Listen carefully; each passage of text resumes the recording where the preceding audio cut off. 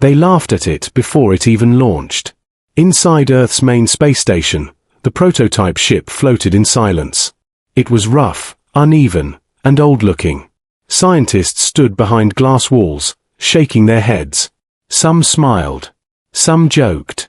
They called it a failure made of hope and scrap. Captain Orin Vale stood alone near the ship. He heard the laughter but said nothing. He was not famous. He was not special. He was just the pilot nobody wanted to send. "This ship will never survive," one engineer said. "It's a waste of fuel," another laughed. Orin closed his helmet and breathed slowly. Earth had built better ships. Faster ships. Smarter ships. But this one was different. This one was made to adapt. To survive anything. That was the idea. That was the dream they no longer believed in. The countdown began. 10. 9. The room grew quiet, but the smiles remained. 3. 2. 1. The prototype launched. For a moment, everything worked. The ship pushed into space, engines burning bright. Orin felt the shake, the power, the hope. He smiled for the first time. Then the alarms screamed. Red lights flashed everywhere. The control panel went dark, then alive again. The ship spun hard. Orin grabbed the controls, fighting the pull. "Control, I'm losing balance," he said. No answer. The ship shook again. A deep crack echoed through the metal. Space twisted outside the window. Stars stretched into lines. The engine failed. Then came silence. The ship fell. Orin lost all sense of time. He did not know if seconds or hours passed. His body felt heavy. Cold. Then heat. Fire screamed across the hull. The ship entered an atmosphere too fast. He shouted as the ground rushed up. The crash was violent. Metal broke. Stone shattered. Darkness swallowed everything. When Orin opened his eyes, the world was quiet. Too quiet. Smoke filled the air. Broken parts of the ship lay around him. The walls were not metal anymore. They were stone. He was inside a cave. His head hurt. His arm bled. The ship was dead. He tried to stand. Pain shot through his body. He leaned against the wall and looked around. The cave was huge. Ancient. Strange symbols were carved into the rock. The air felt warm, alive. Then he felt it. He was not alone. A slow sound echoed through the cave. A breath. Deep and powerful. The ground vibrated with each step. Orin reached for his weapon, but it was broken. From the shadows, two glowing eyes appeared. Gold and bright. Watching him. The shape moved forward. It was tall. Very tall. A figure with horns that curved back. Scales that shined like dark fire. Wings folded behind a strong back. She was not a monster. She was something else. A dragon woman. Her eyes studied him. Not with anger. Not with fear. With interest. Orin froze. His heart pounded. This was not in any mission plan. Not in any human story. She spoke. Her voice was calm. Deep. Clear. "Human," she said slowly, as if tasting the word. "You fell from the sky." Orin swallowed. He forced himself to speak. "Yes," he said. "I crashed." She stepped closer. The cave seemed smaller now. Her presence filled the space. "You survived," she said. "That is rare." She looked at the broken ship, then back at him. "They laughed at you, didn't they?" she said. Orin did not know how she knew. He did not answer. The dragon woman smiled. "Good," she said. "Then they were wrong." And in that moment, Orin realized something terrifying. Earth's laughter prototype had not failed. It had delivered him to something far bigger than space. And this world had plans for him. Orin stayed still as the dragon woman watched him. She was much taller than any human. Her wings rested calmly behind her back. Her scales reflected the soft light inside the cave. She did not look angry. She did not look kind either.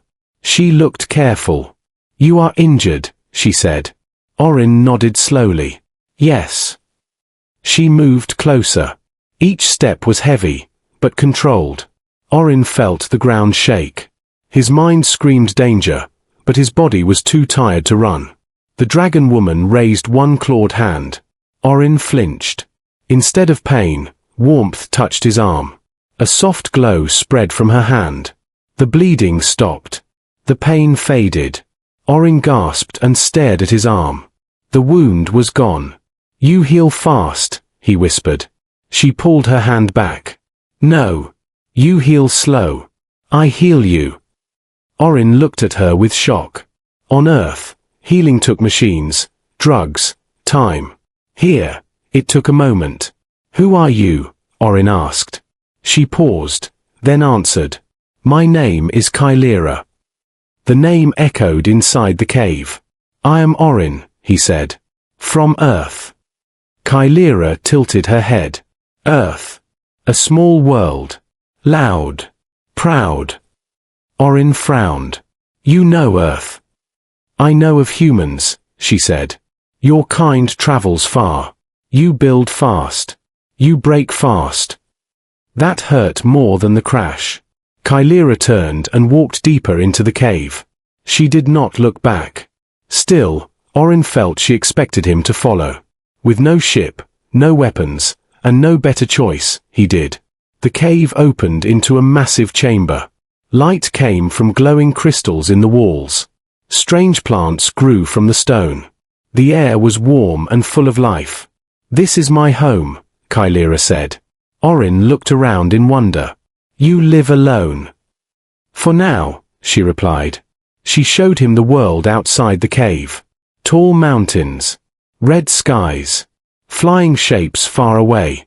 This planet was alive and dangerous.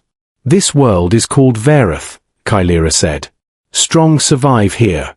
Weak vanish." Orin understood. Earth had rules. Laws. Protection. This place had none of that. They sat near a natural fire pit. Kylera watched Orin carefully as he ate food she gave him. It tasted strange, but it kept him alive. "Why did you save me?" Orin asked. Kylera did not answer right away. Her eyes followed the flames. "Because you fell from the sky," she said. "Because you lived. Because your ship is broken, but you are not." Orin thought of Earth. Of the laughter. Of the failed mission. "They called my ship a mistake," he said quietly. Kylera looked at him. "Mistakes do not survive the fall you did." She leaned closer. Her voice lowered. "My people are dying," she said. "Few of us remain. Fewer are born." Orin felt tension rise. "I'm sorry." "This world needs strength," she continued. "It needs new blood. New fire." She looked directly at him now. "Humans are fragile," she said.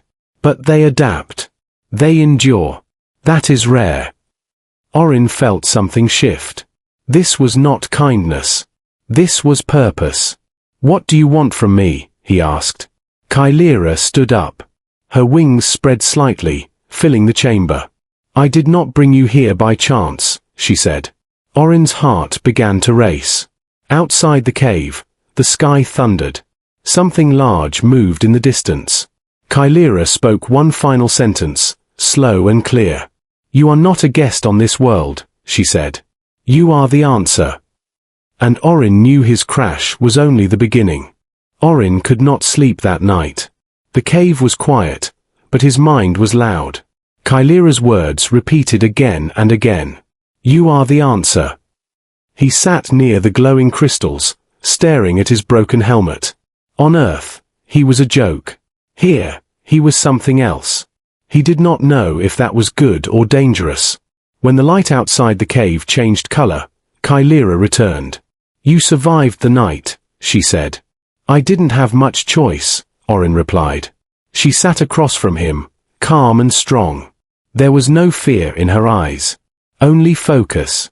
"You must understand why you are here," Kylera said. Orin nodded. "Then tell me." She pointed at his chest. You are human. Yes, Orin said slowly. Your kind adapts, she continued. You change fast. You learn fast. You survive even when you should not. Orin thought of Earth's history. Wars. Disasters. Survival against all odds.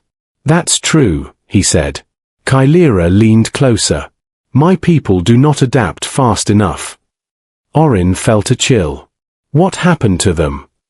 Time, she answered. Wars. Low birth. We are strong, but strength alone is not enough. She stood up and walked toward the cave wall. Symbols glowed faintly as she touched them. We need new life, she said. Strong life. Orin's heart beat faster. And you think humans can help? Kylera turned and looked directly at him. Yes. The word hit harder than the crash. Orin stood up quickly. Wait. I think there is a misunderstanding. There is not, Kylera said calmly. I'm just one pilot, Orin said. I don't even have a ship. You survived, she replied. That matters more. She walked closer. Too close. Our elders studied many species, Kylera said. Most are weak. Some are cruel. Humans are different. Orin swallowed. Different how? You fail, she said. You fall. You get laughed at. Then you stand up again. That sounded too familiar. Kylera took a deep breath. I have made my decision. Orin felt panic rise. Decision about what? She spoke slowly, clearly, with no emotion. You will help rebuild my people. Orin blinked. How? She paused, then said the words that broke his brain. I want a big family, she said. Very big. Orin stared at her. Big, how big? Kylera thought for a moment. 19 children. Silence filled the cave. Orin's mouth opened. No sound came out. 19, he repeated. Yes, she said, as if talking about food or weather. Orin laughed once. A short, nervous laugh. You're joking. I do not joke, Kylera replied. He ran a hand through his hair. On Earth, that's not normal. This is not Earth, she said. Orin stepped back. You want me to help make 19 dragon-human children? Kylera nodded. Strong. Healthy. A new future. Orin looked at the ceiling of the cave, searching for answers. None came. Earth had laughed at him, called his mission useless. Now an alien dragon woman wanted him to save her race. This is insane, he muttered. Kylera tilted her head. You humans say something before danger, yes? Orin sighed. What? She copied his words carefully. Fine, she said. Hold my beer. Orin froze. You learned that from me, he said. Kylera smiled slightly. I learn fast. Before Orin could respond, the cave shook. A sharp sound echoed from outside. Not thunder. Not wind. Kylera's eyes hardened. We are not alone, she said. Lights flashed across the sky outside the cave. Orin felt his heart drop. Something was coming. And suddenly, 19 children was not the biggest problem anymore. The sky above Verith burned red. Orin stood at the mouth of the cave, staring at the strange lights moving in the clouds. They were not stars. They moved with purpose. Slow. Confident. Ships. Kylera stepped beside him. Her wings slowly spread, ready for war. They have found you, she said. Who are they? Orin asked. Hunters, Kylera replied. They travel world to world. They take what is rare. They kill what resists. Orin felt anger rise in his chest. They followed my crash. Yes, Kylera said. Your ship sent a signal when it broke. They heard it. The ground shook as one of the ships descended beyond the mountains. A deep sound echoed across the land. They think humans are weak, Orin said. Kylera looked at him. Are they? Orin smiled for the first time since the crash. They're about to learn. He turned back into the cave and ran toward the wreckage of his ship. Broken metal. Dead screens. Burned wires. Earth's laughed-at prototype. Kylera followed. That machine is finished. Not to a human, Orin replied. He opened a panel and pulled out parts. Cables. Power cells. Old tools. His hands moved fast. His mind focused. Humans did not need perfect tools. They needed ideas. Orin rewired the power core to a damaged engine coil. Sparks flew.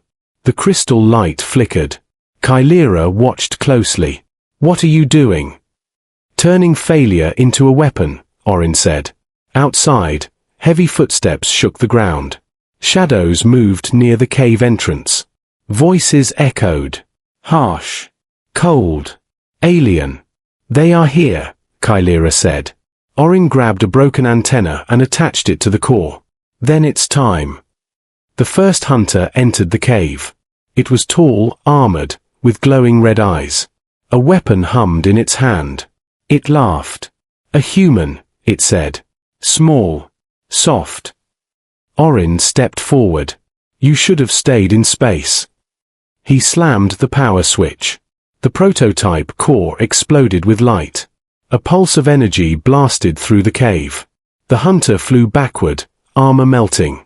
It screamed and fell silent. The other hunters froze. Kylera roared and leaped forward. Her wings spread wide. Fire burned across her scales. She struck with power and speed, smashing one enemy into the cave wall. Orin moved beside her, using human speed and thinking. He lured enemies into narrow paths. He used traps. Falling rocks. Energy bursts. The hunters tried to adapt. They failed. This is impossible, one shouted. Humans are weak. Orin answered while firing another blast. No. Humans survive. Together, human and dragon fought as one. Minutes later, the cave was silent again. Smoke filled the air. Broken armor lay scattered on the ground. Orin leaned against the wall, breathing hard. Kylera stood tall, blood on her scales, but unbroken. They ran, she said. They will tell others. Orin nodded. Let them. A signal beeped from his wrist device. Orin looked down, confused. The screen flickered. Incoming transmission. Earth's symbol appeared. His heart skipped. Orin Vale, a voice said. We finally found you. That prototype, it worked. Orin laughed softly. Now you believe. We want you back, the voice said. Earth needs you. Orin looked at Kylera. At the cave. At the world that had not laughed at him. I'll think about it, he replied and cut the signal. Kylera watched him closely. You have another world. Yes, Orin said. Will you leave? She asked. Orin looked at the sky, where the enemy ships had vanished. No, he said. Not yet. Kylera nodded. The galaxy had learned something new that day. Humans were never weak. And this was only the beginning. The cave felt different now. The smoke was gone. The silence was calm. Not empty, but full of meaning. Orin stood near the cave entrance, watching the red sky of Vareth. The stars here were sharp and bright. Nothing like Earth. Behind him, Kylera waited. You did not answer Earth, she said. Orin nodded. They laughed at me once, he said. Now they need me. Kylera stepped closer. You belong to two worlds, she said. Orin smiled softly. Earth taught me how to survive. This world taught me why. A small device on his wrist blinked again. Another message from Earth. Urgent. Demanding. Orin turned it off. Far away, the mountains shook as distant creatures roared. Vareth was dangerous. But honest. Kylera looked at him, her voice calm but serious. My people will come, she said. They will see you. They will judge you. Orin met her eyes. I was judged my whole life, he said. I'm still standing. She nodded slowly. Days passed. Orin repaired what little he could from the prototype. Not to leave, but to build. Human tools mixed with dragoncraft. Metal and crystal. Logic and instinct. Kylira's people returned from hidden lands. They watched the human carefully. Some with fear. Some with hope. Orin did not bow. He did not beg. He worked. He helped defend. He helped build. He helped plan. Slowly, the whispers changed. The human is weak. Became. The human does not break. One night, Kylira stood beside him, looking over the valley. The hunters will return one day, she said. Orin nodded. Then we'll be ready. She was silent for a moment. Then she spoke again. Our future is not just survival, she said. It is growth. Orin laughed quietly. You're still serious about the big family thing, aren't you? Yes, Kylira replied. Very serious. Orin shook his head, smiling. Earth sends one failed pilot, he said. And I end up changing a planet. Kylira looked at the stars. Not a planet, she said. A legacy. High above Vareth, alien signals moved carefully now. The galaxy was watching. Learning. They had laughed at Earth's prototype. They had mocked human limits. They were not laughing anymore. Because humanity did not need perfection. It needed chances. And when given one, humans adapted. Humans endured. Humans became something more. On a distant world. In a dragon woman's land. A new future had begun. Not just for humans. Not just for dragons. But for the entire galaxy.